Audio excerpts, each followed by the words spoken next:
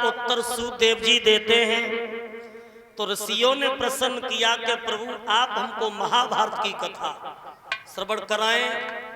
इस महाभारत में कौरवों की किस तरीका से हार हुई और पांडवों की किस तरीका से जीत हुई, और मैया द्रौपदी के 5 पुत्रों को अश्वत्थामा ने कैसे मारा।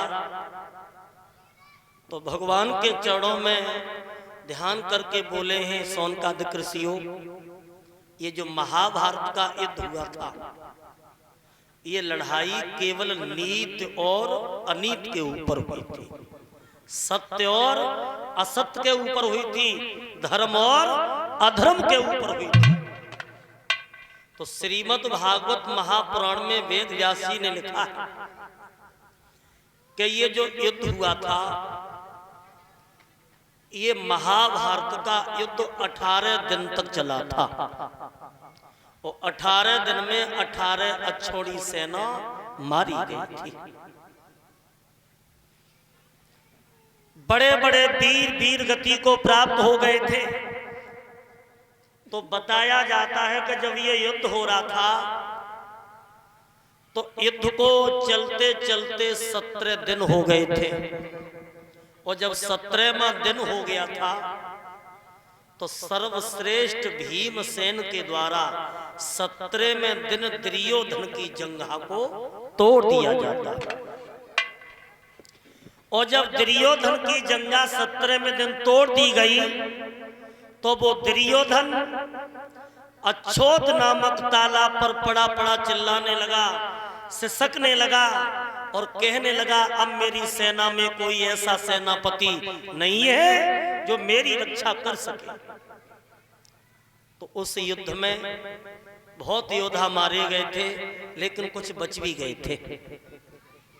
उन्हीं में से गुरु द्रोणाचार्य का बेटा नहीं मारा गया था, जिसका नाम था अश्वत्थामा। तो अश्वत्थामा जीवित था। वो अश्वत्थामा दुर्योधन के पास में आता है। दुर्योधन अच्छोत नामक तालाब पर पड़ा पड़ा सिसक रहा था। तो दुर्योधन से कहा कि बताइए महाराज दुर्योधन। तो दुर्योधन ने कहा अश्वत्थामा, हमारे दल के सभी योद्धा मारे गए और मेरी भी जंघा टूट गई और कल युद्ध का अंतिम दिन है 18वां। तो आज मैं तुम्हें अपनी सेना का सेनापति बनाता और ये आपको आज्ञा देता हूं कि आप राती रात में जाओ और 5 पांडवों के शीश काट करके मेरे पास लेके आ। भाइयों, अश्वत्थामा ने हाथ जोड़ के कहा दुर्योधन 17 दिन में बड़े बड़े योद्धा मारे गए और तुमने एक भी पांडव नहीं मार पाया। तो 17 दिन बहुत थे, वो हमें तो केवल एक ही दिन तो मिल रहा है, वो भी एक रात। तो बताओ एक रात में हम 5 पांडवों के सिर कैसे काट सकते हैं? फिर भी आपकी आज्ञा को मैं शिरोधार करता हूं, शिरोधार करता हूं। और भक्तों ये दुधारा लेकर के चला जहां पर पांडवों का शिविर लगा था। और जब ये दुधारा लेकर के चला तो आधी रात के वक्त इसने क्या देखा कि एक पेड़ पर एक घोंसले में क्रोंच नाम का पक्षी और कौवे के बच्चों को बदले की भावना से खा रहा है, मार रहा है। अश्वत्थामा ने देखा ये पशु पक्षी रात में अपना बदला ले रहे हैं, तो हम तो मनुष्य हैं, हम क्यों नहीं बदला ले। भक्तों ये आगे बढ़ गया, लेकिन भगवान कन्हैया को मालूम पड़ गया कि ये अश्वत्थामा 5 पांडवों को मारने के लिए आ रहा है। तन की जाने मन की जाने, जाने चित्त की चोरी, और उन प्रभु ते काछ को जिनके हाथ में जग की डोरी। समझ गए प्रभु? सो राती रात में भगवान आए शिविर के पास और 5 पांडवों को वहां से उठा करके उस शिविर से दूर ले जाते। तो केवल द्रौपदी रह गई और द्रौपदी के 5 पुत्र सो रहे थे। अब ये आता है शिविर के पास, सूना शिविर देख करके ये शिविर के अंदर जब घुस गया तो द्रौपदी पांचों पुत्रों के साथ सो रही थी। तो इसने सोचा कि हो न हो कहीं जय पांचों पांडव न हो, और पांचों पांडवों के धोखे में जो मैया द्रौपदी के 5 बच्चा सो रहे थे, सो जन तलवार लेकर के बारी बारी से पांचों पुत्रों के शीश काट लिए, और पांचों पुत्रों के शीश काट करके एक दुशाला में बंद करके ये लेके चला जहां पर दुर्योधन पड़ा पड़ा सिसक रहा था। और भाइयों जाकर के पांचों शीश रख दिए और दुर्योधन से कहा, महाराज दुर्योधन 17 दिन में एक भी पांडव नहीं मर पाया, और हमने एक ही रात में पांचों पांडवों के शीश काट लिए। दुर्योधन खुश हुआ, खुश हुआ। जवाब दिया, अगर पांचों पांडवों के शीश काटे हैं तो और किसी की जरूरत नहीं है, केवल भीम का शीश हमें दिखाओ जिस भीम ने मेरी जंघा को तोड़ा था। अब वो भीम का शीश ढूंढने लगा, लेकिन भीम को शीश होए तब तो मिले। भीम का शीश नहीं मिल रहा। तो उन्हीं पांचों बच्चों में एक भीम का बेटा था जिसका चेहरा बिल्कुल भीम जैसा था। उस बच्चे का नाम था सुरतसेन। सुरतसेन नाम था उस बच्चे का। और उस बच्चे का शीश निकाल करके और जब दुर्योधन को दिया, और दुर्योधन ने वो शीश हथेली पर रख लिया और दूसरी हथेली की ताकत लगाई, वो शीश चूरन बन गया।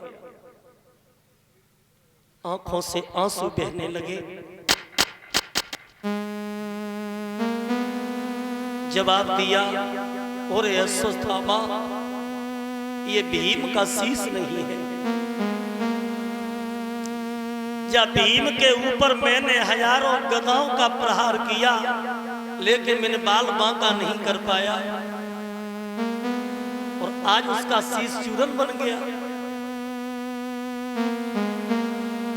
मुझे मालूम पड़ता है कि तूने पांचों पांडवों के धोखे में मेरे वंश का ही नाश कर दिया, मेरे वंश को मेट दिया। लड़ाई भाई भाई की थी, लेकिन बच्चों से कोई दुश्मनी नहीं थी।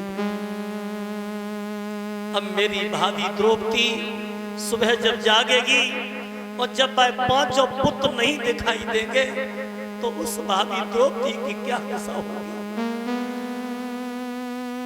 सो माताओं, आज दुर्योधन रोते रोते और पांचों बच्चों की याद में अपने प्राण त्याग देता है उसी ताला।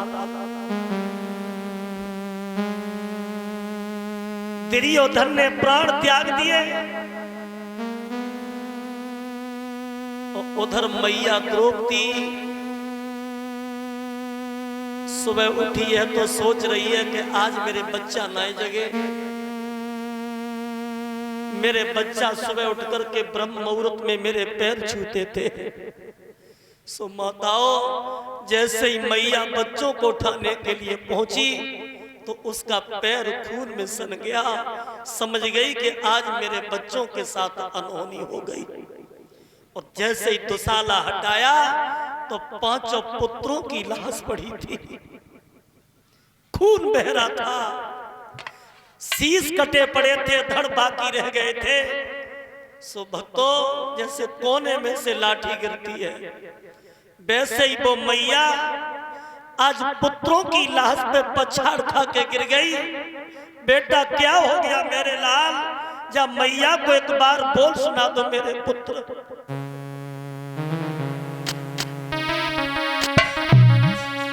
और बोली है, बेटा मेरे छैया मेरे तुम कहाँ गए बेटा?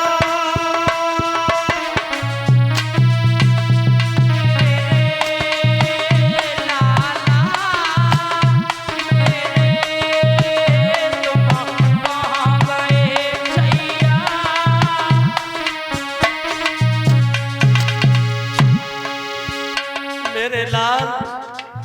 मैया को एक बार बोल सुना दो मेरे पुत्र। डहन की तरह वो मैया पांचों पुत्रों की लाश कर रही है। बेटा मेरे लाला मेरे तुम छोड़ चले बेटा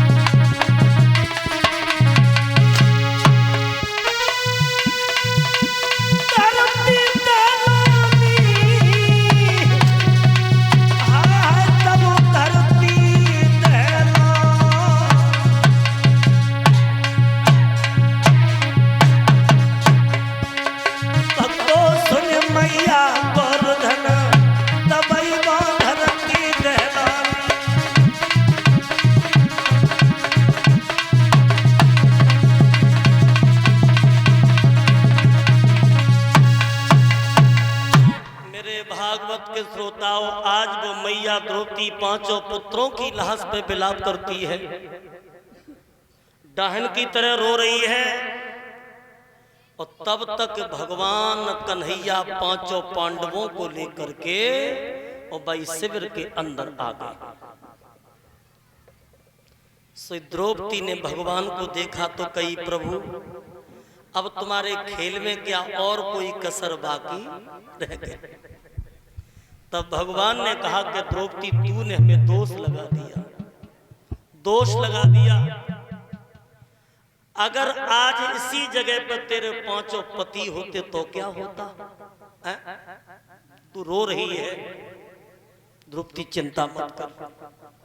मैंने ये वादा किया था कुरुक्षेत्र में कि एक न एक दिन धर्मराज को भारत का भूषण बना के छोड़ूंगा।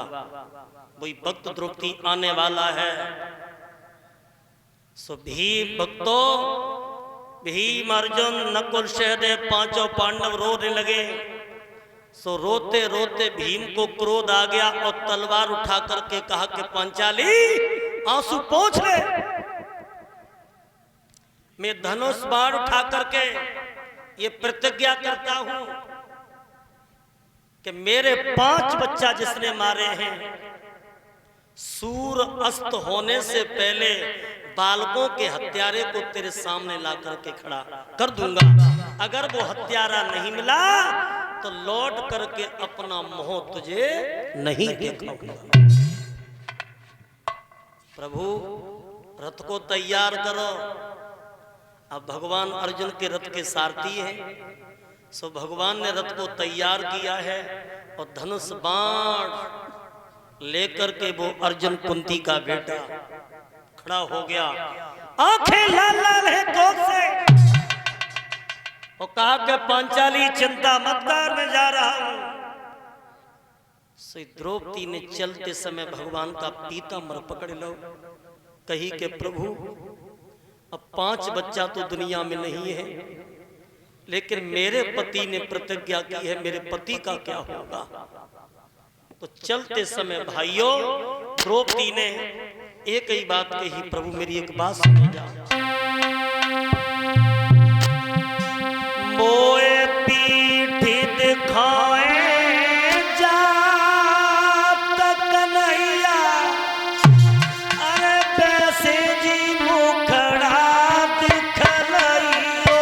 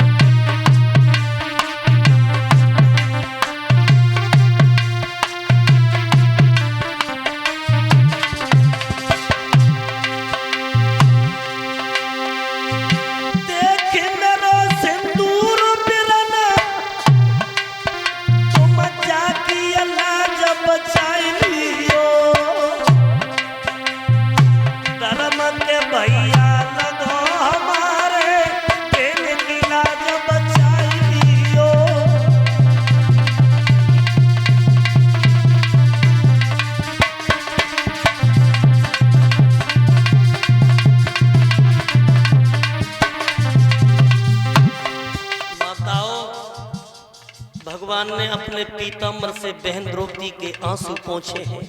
बहन रोना, तेरे पति को सकुशल वापस करके लाऊंगा।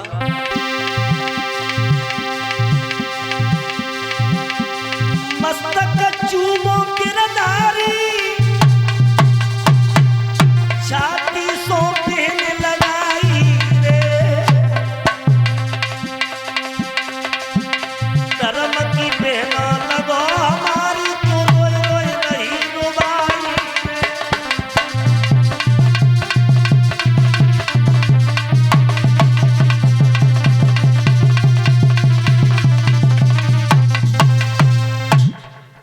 मेरे भाइयों, आज इतनी कहकर के भगवान अर्जुन को लेकर के चल दिए, लेकिन भगवान को सब कुछ पता था, अंतर्यामी घटघटवासी प्रभु कि वो हत्यारा एक झाड़ी में छिप करके बैठा है। सो भगवान ने रथ उसी झाड़ी के किनारे रोक दिया। अश्वत्थामा ने अर्जुन के हाथ में जैसे ही बाण देखा, समझ गया कि मैंने जाके 5 बच्चा मारे हैं, अब ये मुझे जिंदा नहीं छोड़ सकता। ये भागने लगा। जब भागने लगा तो पीछे पीछे रथ भगवान का है, आगे आगे अश्वत्थामा, और जब जहां पे नाए भागोगे तो जाने अंत में अर्जुन के ऊपर ब्रह्मास्त्र छोड़ दिया। जैसे ही अस्त्र छोड़ा, भगवान कन्हैया ने कहा कि अर्जुन संभल जाओ, इस दुष्ट ने बाण छोड़ा, ये बाण तुमको जला करके राख कर देगा। अर्जुन भगवान की प्रार्थना करते हैं, दीन बंधु दयानिधि, अब तुम ही कोई उपाय बताओ। तो भगवान बोले, अब एक ही उपाय है कि कांटे को कांटा ही निकाल सकता है, और जहर को जहर मार सकता है, और लोहे को लोहा काट सकता है। तो तुम भी अपना बाण छोड़ो। सो भक्तों, अर्जुन ने भी अपना अस्त्र छोड़ा तो दोनों अस्त्र जाकर के आपस में टकराने लगे, धरती हिलने लगी, जीव जंतु मरने लगे, महाप्रलय होने लगी। तो इसी बीच में भगवान ने देखा कि महाप्रलय हो जाएगी। तो भगवान ने कहा कि ओरे अश्वत्थामा, ये क्या कर रहा है? अपने बाण को वापस कर। अर्जुन से कहा कि अर्जुन तुम भी अपने अस्त्र को वापस करो। तो अर्जुन तो विद्या जानते थे वापस करने की, लेकिन अश्वत्थामा विद्या वापस करने की नहीं जानता था। तब अश्वत्थामा ने कहा कि प्रभु, मेरे पिता द्रोणाचार्य ने केवल चलाने की विद्या सिखाई है, अभी मैंने अस्त्र को लौटाने की विद्या नहीं सीखी। तो भगवान ने अपनी माया के द्वारा उस बाण की ज्वाला को शांत किया, और इसी बीच में मौका मिल गया तो अर्जुन ने और अश्वत्थामा को बंदी बना। भाइयों, जब बंदी बना लिया और रथ में डाल लिया, रस्सी से कस लिया जैसे कोई कैदी ले जाते हैं, और भक्तों द्रौपदी के सामने लेकर के पहुंचे। जो द्रौपदी पांचों बच्चों की याद में रो रही थी, और द्रौपदी के सामने जब लेकर के पहुंचे तो वो गर्दन नीचे किए हुए खड़ा है। अब भगवान कह रहे हैं कि बता द्रौपदी, यही तो हत्यारा है, इसे मार दे या छोड़। तो बाकी गर्दन नीचे से ऊपर ना है भाई। और देखो, जो अच्छा काम करता है ना, तो उसकी समाज में गर्दन हमेशा ऊंची होती है, और जो बुरा काम करता है तो वो कभी समाज में अपनी गर्दन नहीं उठा सकता, क्योंकि उसने 5 बच्चे मारे थे, ये बहुत बुरा कुकृत्य किया था।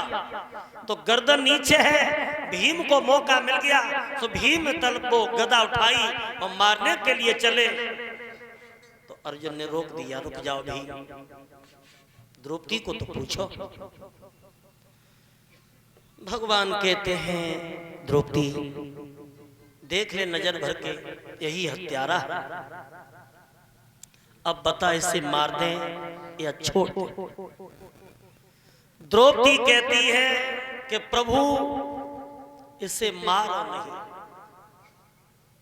इसे मारो नहीं, इसे छोड़ दो, क्योंकि पहली बात तो यह है कि ये गुरु का बेटा है, दूसरी बात जाति का ब्राह्मण है, और ब्राह्मण कैसा भी है लेकिन वध करने के योग्य नहीं है, इसलिए मैं इसके प्राणों की भीख मांग रही हूं। तो भगवान ने कहा, धन्य है द्रौपदी, धन्य है द्रौपदी, तेरी गाथा संसार गाएगा, तेरे यश कीरत की ध्वजा स्वर्ग तक फहराएगी। ये धरती टिकी है तो तेरे जैसी महिलाओं के ऊपर